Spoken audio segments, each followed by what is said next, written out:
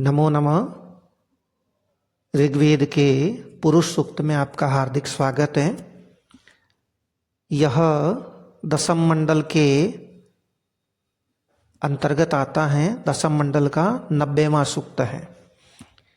इसके देवता सूक्त के नाम से स्पष्ट है, पुरुष रूप परमात्मा ही इसके देवता हैं। तो जहाँ पर भी पुरुष शब्द आएगा वो परमात्मा की ओर ही संकेत कर रहा होगा। और इसके ऋषि नारायण हैं जिन्होंने इस सूक्त का दर्शन किया है, मंत्र दृष्टा हैं। इसमें कुल मिलाकर के 16 मंत्र हैं और छंद पर विचार करें तो इन 16 मंत्रों में से जो अंतिम मंत्र हैं वो त्रिष्टुप में हैं, त्रिष्टुप छंद में हैं। शेष मंत्र अनुष्टुप छंद में हैं। आइए इसका अर्थ जानते हैं। सहस्रशीर्षा पुरुषः सहस्राक्षः सहस्रपात् स भूमिं विश्वतो वृत्वा अत्यतिष्ठत् दशांगुलम्। पुरुषः, पुरुष, यह जो परम पुरुष है, विराट जो परमेश्वर है, परमात्मा है, वह सहस्र शीर्षा, हजारों अर्थात अनंत शिरों वाला है। सहस्राक्षः, अक्ष अक्षी को कहते हैं, आंख को कहते हैं, समास में अक्ष हो गया है। ये हजारों आंखों वाला और सहस्रपात और हजारों पैरों वाला है। स वह पुरुष जो है वो भूमिम, भूमि को अर्थात इस ब्रह्मांड रूपा भूमि को विश्वत चारों ओर से वृत्वा व्याप्त करके, चारों ओर से घेर करके, दशांगुलम 10 अंगुल प्रमाण में अत्यतिष्ठत, अत्यतिष्ठत अतिक्रमण करके स्थित है। इस ब्रह्मांड को पार करके स्थित है। यानी वह परम पुरुष ब्रह्मांड को भीतर और बाहर सब ओर से व्याप्त किए हुए हैं।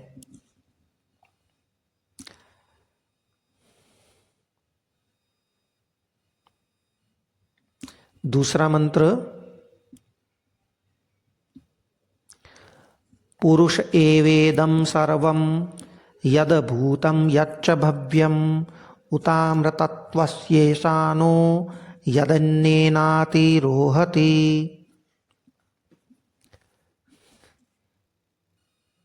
इदम, इदम यानी यह, यह अर्थात जो हमें दृश्यमान है, जो दिखाई दे रहा है, यह दृश्यमान जगत, सर्वम सब, यह समस्त दृश्यमान जगत जो है, वर्तमान कालिक जो जगत है, वो पुरुष एव पुरुष ही है, पुरुष रूप ही है।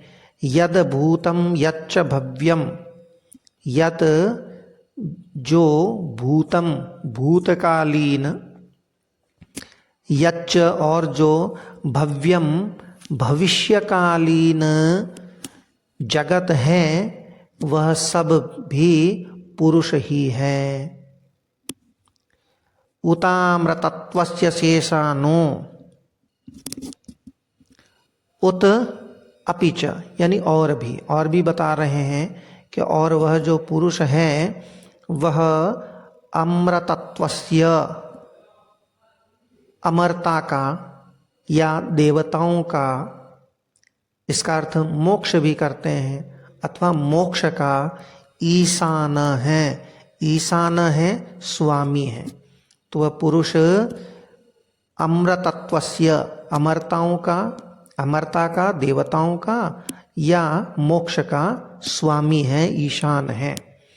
यदन्येनातिरोहति, यत जो पुरुष है वो अन्येन, अन्न से, प्राणियों के भोग्य अन्न से, भोग्य पदार्थों के कारण अतिरोहति, अतिरोहति बढ़ता है।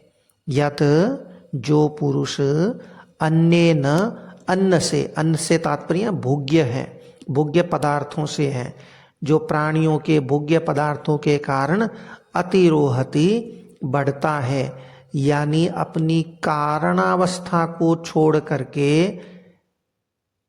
दृश्यमान जगत की अवस्था को प्राप्त करता है। इसलिए प्राणियों के कर्म फल के भोग के लिए जगत की अवस्था स्वीकार कर रहा है। तो ये जो जगत है ये उसका वास्तविक स्वरूप नहीं है।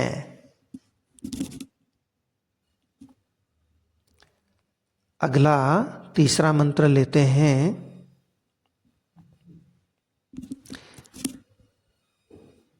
एतावानस्य महिमातो ज्यायांश्च पूरुष पादोऽस्य विश्वभूतानि त्रिपादस्यामृतं दिवि।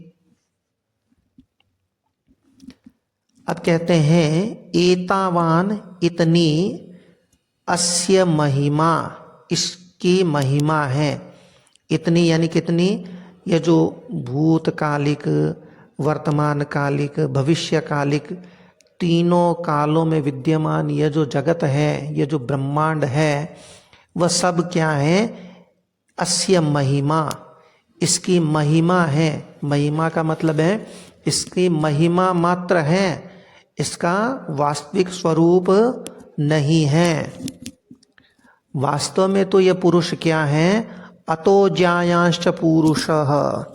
वास्तव में तो ये जो पुरुष है वो अतो, इससे, इस समस्त ब्रह्मांड की जो महिमा है इससे भी ज्यायान है, बढ़कर है, अधिक विराट है।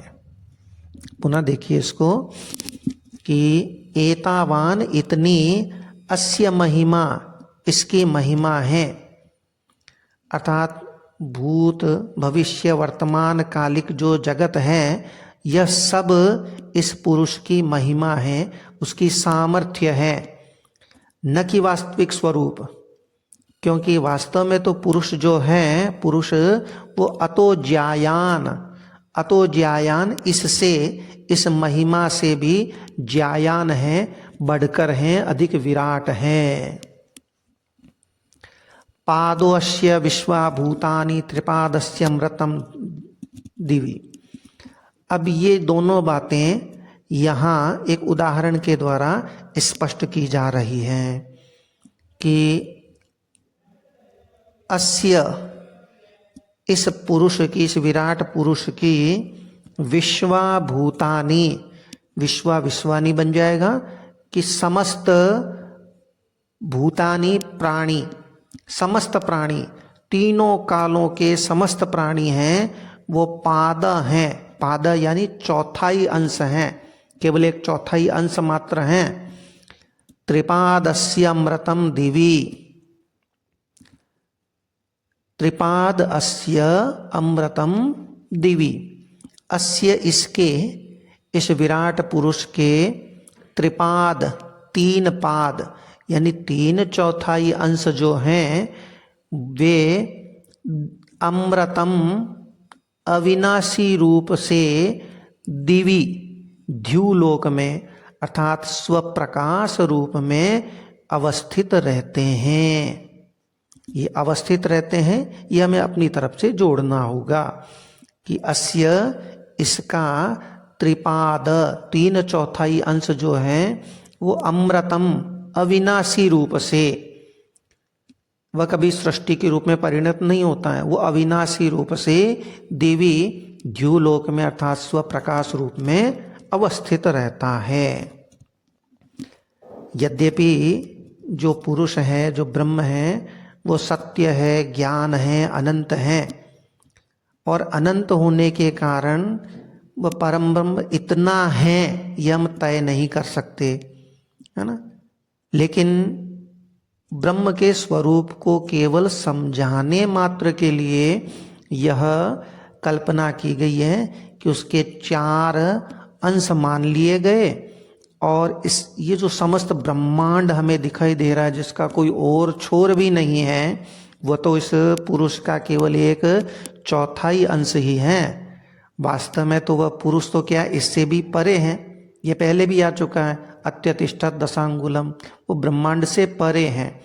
और जो इसका 3/4 अंश जो ब्रह्मांड से परे हैं वो तो अविनाशी रूप से ध्युलोक में अर्थात अपने स्वप्रकाश रूप में ही अवस्थित रहता है।